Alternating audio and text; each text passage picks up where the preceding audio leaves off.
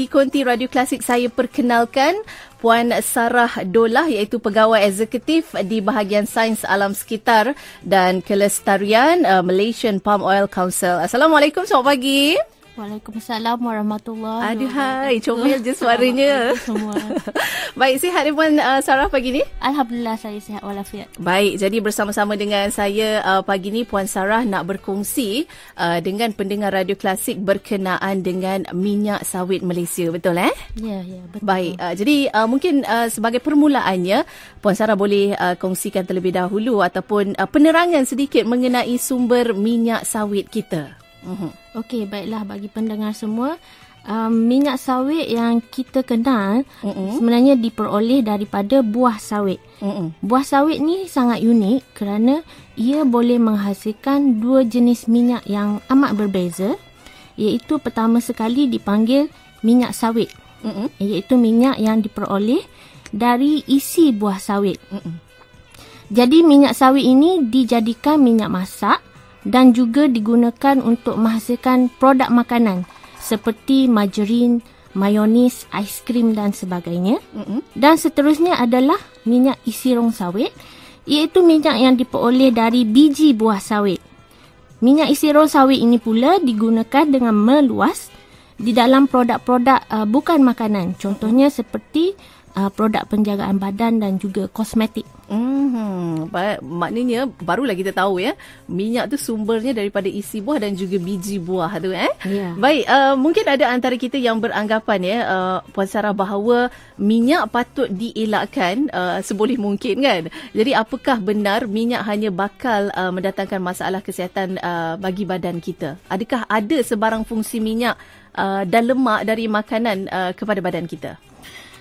Pemakanan yang seimbang mestilah ada kandungan lemak, karbohidrat dan juga protein. Ya. Jadi pengambilan minyak atau lemak secara sederhana dan tidak berlebihan. Ini akan mendatangkan ini tidak menyebabkan masalah kesihatan. Malah ini adalah amat bermanfaat kepada kesihatan kita. Ini kerana minyak dan lemak pertama sekali membekalkan tenaga kepada tubuh kita. Minyak juga membantu penyerapan vitamin yang larut lemak seperti vitamin A, vitamin D, E dan juga K di dalam badan kita. Dan minyak dapat membekalkan lemak yang penting yang tidak dapat dihasilkan oleh tubuh badan kita yang kita perlu ambil daripada makanan. Baik, itu dia. Dan ada juga yang menganggap Puan Sarah minyak import ni jauh lebih berkualiti dan baik untuk kesihatan berbanding minyak masak keluaran tempatan. Katanya ini berdasarkan perbezaan harga. Dan adakah ini benar? Jika tidak, apakah kelebihan minyak sawit berbanding minyak masak lain? Baiklah, jawapannya tidak benar sebab minyak sawit juga mempunyai kelebihan. Contohnya dari segi kaedah pemprosesan. Minyak sawit menggunakan kaedah perahan minyak secara fizikal dan tidak menggunakan bahan kimia.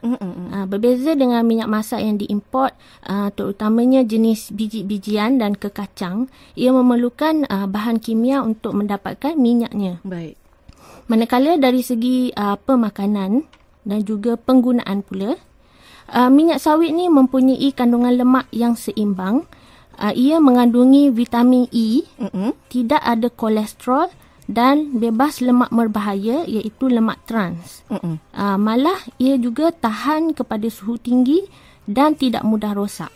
Jadi inilah yang menjadikan minyak sawit amat sesuai untuk semua jenis masakan, termasuklah untuk menumis, menggoreng, dijadikan bahan untuk membuat kek dan sebagainya.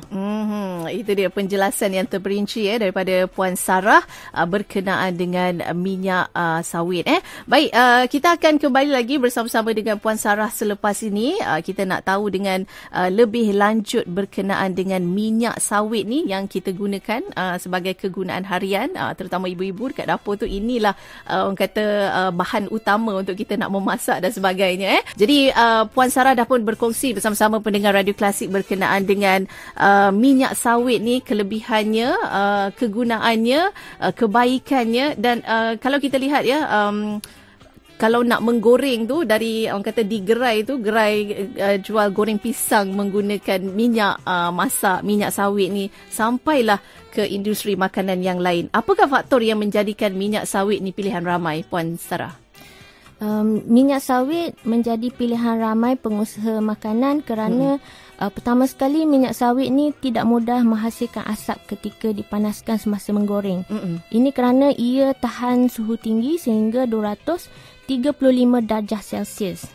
Yang kedua pula, makanan yang digoreng dengan minyak sawit juga lebih rangup dan kurang berminyak kerana kurang minyak diserap masuk dalam makanan. Dan makanan yang digoreng dengan minyak sawit didapati akan tahan lebih lama. Seterusnya, selain tahan suhu tinggi, minyak sawit juga tidak mudah rosak. Jadi makanan tidak akan cepat rasa tengik lah. Dan yang paling penting adalah penggunaannya lebih menjimatkan kos. Jadi ini adalah antara kelebihan minyak sawit berbanding minyak-minyak masak yang lain. Baik. Dan ini yang saya pun nak tanya juga berkenaan dengan minyak sawit di pasaran. Warnanya kuning keemasan kan, Puan Sarah. Tapi terdapat juga minyak sawit yang warnanya mungkin merah sedikit. Apakah beza sebenarnya dengan minyak sawit biasa? Bagi minyak sawit merah, ia dihasilkan melalui proses penapisan yang khas untuk mengekalkan khasiatnya. Antara kebaikan minyak sawit merah adalah ianya kaya dengan provitamin A karotenoid.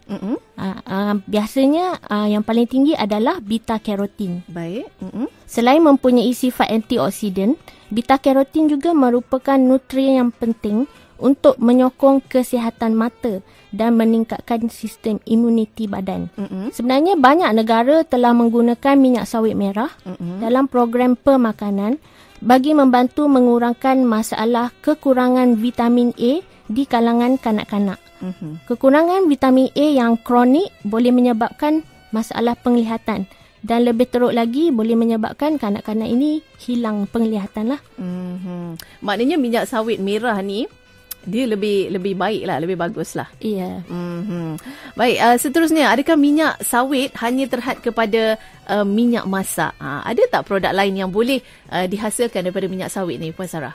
Ada. Selain minyak sawit merah yang saya sebutkan tadi, yang kaya dengan provitamin A, minyak sawit juga tinggi kandungan vitamin E yang amat jarang dijumpai, iaitu tocotrienol. Vitamin E tocotrienol yang diekstrak dari minyak sawit telah terbukti secara saintifik mempunyai banyak manfaat kepada kesihatan. Antara manfaatnya mengikut kajian saintifik adalah ia menunjukkan potensi melindungi daripada risiko penyakit jantung.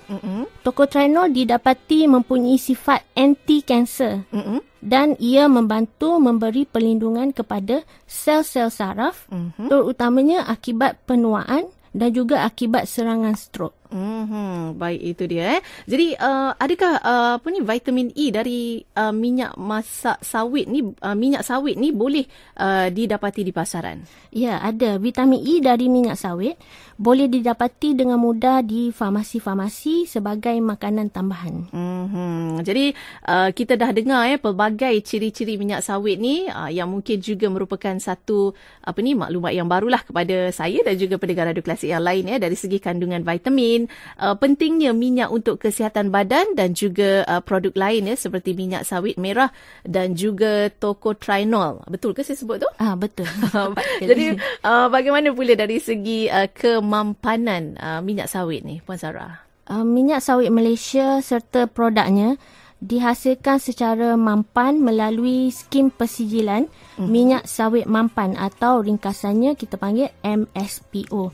Ini bermakna di samping menjana ekonomi, industri sawit Malaysia juga amat mementingkan keseimbangan antara penjagaan alam sekitar, perlindungan hidupan liar dan juga kebajikan pekerja-pekerja.